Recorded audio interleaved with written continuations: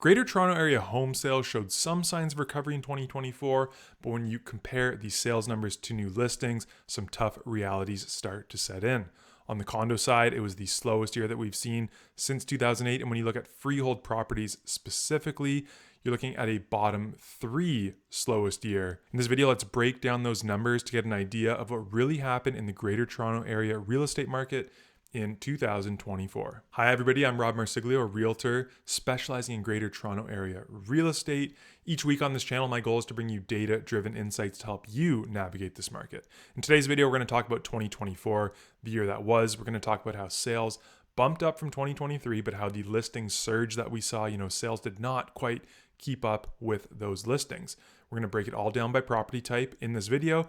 We're going to give you a bit of an idea of where the market may be headed in early 2025. Before we get into all that, if you get some value out of today's video, don't forget to hit the subscribe button on my channel. Like this video so I can reach more people just like you.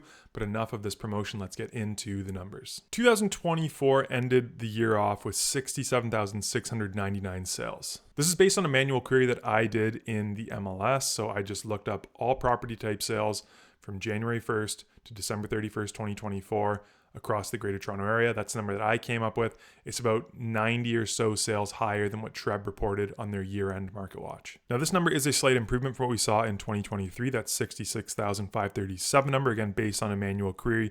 This was the fewest sales that we had seen going back to 2008. So again, we kind of pipped that number by a little bit. But when we look at the big picture, sales are still well below the long-term average, which is just this 88,000 or so number, and well off, very far off the peak that we saw in 2021, where we saw just over 120,000 sales reported across the Toronto MLS. If we break it down by freehold sales, you can see it's the same story, a slight uptick from last year, but well off the kind of long-term average as well as the peak we saw in 2021. And on the condo side, it's actually the opposite. So it's not the lowest or the slowest year that we've seen. 2008 did see fewer condo sales reported, again, based on my manual query that I did, but still about 5,000 sales shy of the long-term average and well off the peak again that we saw back in 2021. This is a modest recovery compared to last year, as you can see, well shy of the average, but it's also important to put that recovery in context of the number of new listings, the number of people trying to sell properties that we saw throughout the year.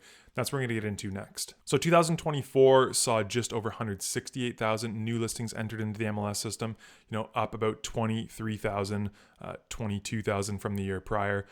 Highest number that we've seen since 2021, well off the peak that we saw back in 2017. When you look at just the freehold properties, we are shy of the long-term average, although we are up from where we were in 2023, but it's only the third time since at least going back to 2008 that we've seen new listings totals come in at less than 100,000 new listings on the freehold side right across the Greater Toronto Area. And make note really quickly of this trend. Really from 2017, we're starting to see new listings, and you could maybe even argue going back to 2008, the long-term trend has been downwards this entire time. When you look at condo new listings, it's a different story altogether. It's definitely the most new listings on the condo side that we have seen since 2008. And I almost guarantee beyond then, it's well above that average going back to 2008. And the trend line is definitely up into the right for new listings in the condo space across the Greater Toronto Area. Now, I made note of this in a post that I put out on Instagram, and I kind of alluded to it on X as well, but we're seeing some divergence in new listings. So more new listings on the condo side, less on the freehold side. You look at simple supply demand there, flood of inventory in the cheap product, and tightening up on the more expensive freehold product. It's really going to widen that property ladder gap that I touched on in a few videos back. Maybe just a kind of a theme or a trend to keep our eyes on going forward throughout this year and the years to follow. Now, when we incorporate those sales numbers and those new listings numbers all together in one metric, our sales as a percentage of new listings, that's when we really start to see the context on the chart. That's what we'll jump into right now. We'll start with condos this time because it is the more dramatic number. 71% is what this sales as a percentage of new listings peaked out at in 2021. So for every 100 new listings that were hitting the market, 70 of them were selling. That number has, in essence, been lopped in half over the next 3 years. For the total of 2024, it came in just shy of 36%. So again, if there was 100 new condo listings, only 36 of those listings were selling. Similar story on the freehold side, although maybe not as drastic. We do trail that long-term average of sales to new listings. It's not the slowest that we've been. Like I'd mentioned, it's the third slowest From the freehold perspective, going back to 2008, I talked about that off the top. So coming in at 43.31%, well shy of the over 71% we saw back in 2016. And even in 2021, that number not hovered around 70% the entire year, but over the entire year, that number was 70%. Now, these ratios really do highlight the disconnect between supply and demand. Buyers are being cautious or maybe being forced to sit back just because we still are seeing that affordability, it's not great still. Buyers, it's not like they're choosing to necessarily sit back. They can't pay the prices that sellers are expecting at this point in time. So as we've been talking about for months now, it still comes down to seller expectations versus buyer capabilities in this market.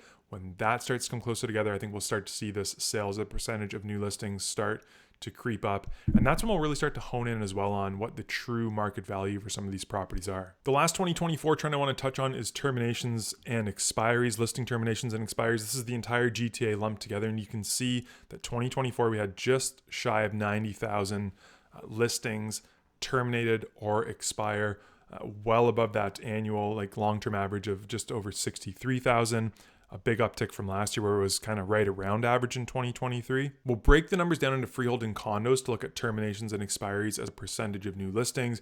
You can see there on the freehold side, 49.21% is where that number came in at, up from 44.4% in 2023 and just shy of the peak that we saw in 2018, but still well above our long-term average of 38.21%. And on the condo side, even more drastic the jump here. So from 47% last year up to almost 56% in 2024. This long-term average for condos is very similar to what we saw on the freehold side, right around that 38% number. So, you're talking more than a 50% jump from this 38% up to 55% that we saw in 2024. So what does this all mean for buyers and sellers going forward? For buyers, if you are buying, the high inventory and low sales to new listings ratio means you have options and some negotiating power, but prices haven't dropped significantly yet. So you'll still need to be strategic about timing and your budget. For sellers, as I just talked about, the market demands more effort to stand out.